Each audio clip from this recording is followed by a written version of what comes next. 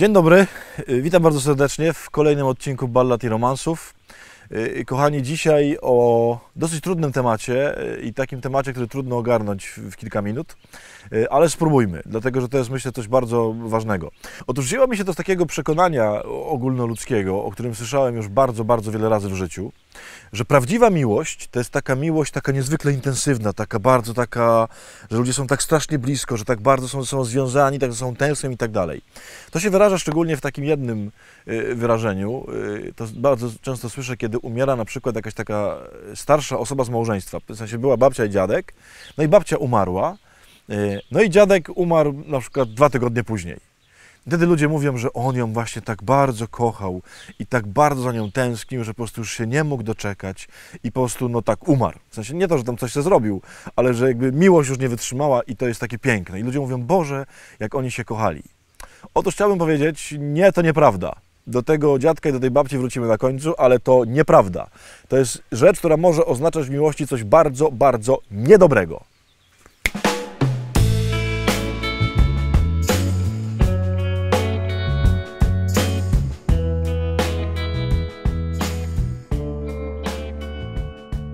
Otóż, o jaką tutaj chodzi rzeczywistość? Moi drodzy, chciałbym się posłużyć pewnym przykładem z Biblii oczywiście, takim dosyć symbolicznym, ale żeby wam pokazać pewną zasadę. Nie wiem, czy pamiętacie taką scenę, kiedy w raju jest Adam i Ewa, znaczy na początku jest tylko Adam.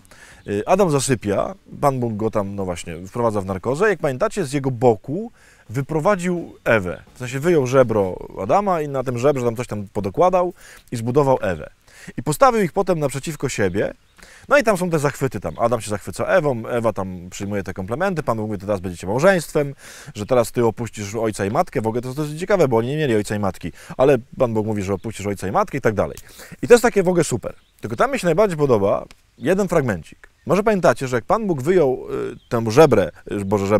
to żebro Adamowi z boku, czyli tą Ewę, kiedy wyjął z boku, to napisane, że mu wypełnił to miejsce tam w boku, zasklepił, no i jakby domknął to miejsce. Tam jest w ogóle strasznie ciekawe słowo, bo tam jest dokładnie to samo słowo, którego używa Księga Rodzaju, kiedy Bóg zamyka Noemu drzwi arki. W sensie, że tak nogą dopnął te drzwi. Czyli jakby to jest tak, że Pan Bóg zamyka Adamowi ten bok i tam nogą dopycha.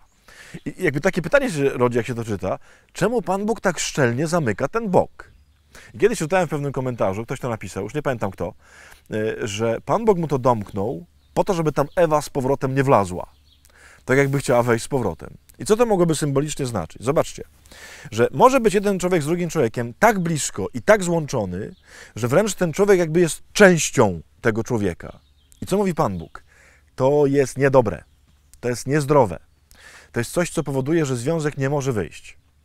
Żeby związek wyszedł, to mówi Pan Bóg, trzeba wyjąć tego człowieka z jego boku, postawić go przed nim, czyli w pewnym dystansie i dopiero kiedy jest między nimi pewien dystans, to mogą właściwie zbudować miłość. I kochani, to jest strasznie ważna rzecz. Zauważcie, że nawet w takim potocznym języku my się posługujemy takimi słowami, jeżeli ktoś kogoś kocha, jeżeli ktoś z kimś jest blisko, to mówimy, ta osoba to jest po prostu jak część mnie. Że na przykład jak się wydarzy rozstanie, ktoś się z kimś rozstanie, to ktoś mówi, to jest po prostu tak, jakby mi wyrwali kawałek serca. To jest tak, jakbym stracił po prostu jakąś część życia, bez której już nie mogę żyć. Zauważcie, że jak się ktoś zakocha w kimś, to mówimy, że stracił głowę dla kogoś. Czyli w takim sensie jakaś część ciebie została dana temu komuś, jakby wyrwana. Uwaga! Ja wiem, że to są tylko słowa, ja wiem, że to jest tylko taki sposób czułego wyrażania się. To jest bardzo niebezpieczne. To jest coś, co może sprawić, że wchodzimy tak naprawdę w pewną niewolę. O co chodzi?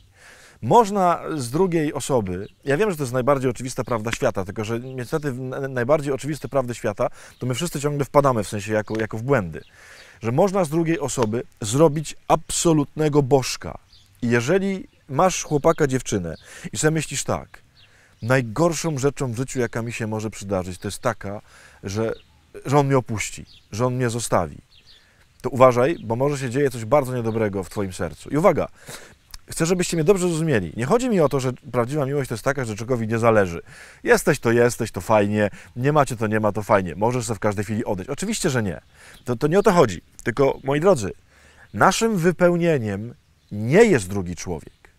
Wypełnieniem pustki w twoim sercu, wypełnieniem pragnienia miłości nigdy nie może być do końca drugi człowiek, bo on ci nie wypełni do końca tego. I kochani, to jest rzecz, która się powtarza w bardzo wielu związkach, gdzie ktoś tak naprawdę, no muszę to powiedzieć, nażera się drugą osobą. Jest głodny, ma w sobie ogromny głód miłości i drugą osobę traktuje jak po prostu hamburgera, którego trzeba zeżreć, żeby się wypełnić. Uwaga, będziesz tak jadł do końca życia i się nie wypełnisz. Ja coś o tym wiem. Nie da się tak. Nigdy się nie najesz drugim człowiekiem. Kochani, jest tylko jeden na świecie, który powiedział: bierzcie i jedzcie mnie. Nie bez przyczyny tak powiedział. Pan Bóg mówił: tylko mną się możecie najeść. I oczywiście ja tu nie próbuję powiedzieć: aha, czyli Ojciec mówi, że powinniśmy wszyscy pójść do zakonów i żyć tylko i wyłącznie z Bogiem. A broń Boże! Ale tylko wtedy, kiedy wypełniasz się rzeczywiście Panem Bogiem, kiedy twoje serce jest zaspokojone nie drugim człowiekiem, ale Panem Bogiem, to możesz w sposób wolny kochać drugiego człowieka. Przypatrzcie się waszym związkom. Czy przypadkiem nie jesteście niewolnikami tej drugiej osoby? Słuchajcie, w zdrowym związku tak naprawdę nie ma znaczenia, w takim sensie nie uczuć oczywiście, nie emocji, ale nie ma znaczenia, jeżeli druga osoba gdzieś wyjedzie, na przykład na długi czas, kiedy jesteście już na przykład małżeństwem i ktoś wyjeżdża. Oczywiście to jest w ogóle bardzo zły pomysł, żeby ktoś gdzieś wyjeżdżał, ale jeżeli tak się zdarzy, to jeżeli tam jest prawdziwa miłość, ale taka prawdziwa, wolna miłość, to ta miłość, że tak powiem, nie potrzebuje tej bliskości, mimo że potrzebuje. Bo ja wiem, co tu się oczywiście rodzi już w waszej głowie, że to jest taka obojętność i takie nie. Tylko wolność, prawdziwa wolność. I jakby wracając do tego dziadka i do tej babci. Moi drodzy, najpiękniejsza miłość to jest taka, że kiedy na przykład jedno umrze, jest taki starszy pan już i starsza pani i powiedzmy, że pan umrze, to ta starsza pani w prawdziwej miłości względem tego pana ma coś takiego, że mimo, że on już jest po drugiej stronie śmierci, to ona mówi: on jest cały czas ze mną. Nic się nie zmieniło. Wcale nie muszę natychmiast umrzeć, żeby z nim być. I oczywiście, jeżeli tylko umrę, to natychmiast do niego polecę. Pewnie w ogóle Pana Jezusa pominę, bo polecę do męża. Ale ta odległość nic nie zmienia. I to, co myśmy przyjęli właśnie, że to takie łapczywe, to takie żarłoczne wczepienie się w kogoś, że to jest taka piękna miłość, jak ona go kocha, jak ona za nim tęskni. Nie. Prawdopodobnie jest niewolnikiem miłości. Prawdopodobnie on jest niewolnikiem miłości. I z tej miłości zrobiła się niewola i zrobił się Bożek. I o tym strasznie warto pamiętać, bo to też znaczy w praktyce. Zadajcie sobie takie pytanie, jeżeli budujecie jakiś związek. Dajecie sobie też dystans pewien, on może robić swoje rzeczy, ty możesz robić swoje rzeczy i możecie też być osobno w niektórych sprawach życia. Nie mówię, że macie wieść osobne życia, tylko czy macie też przestrzeń na samotność, na indywidualność, na robienie rzeczy tylko swoich. I oczywiście to można zawsze przegiąć, nie?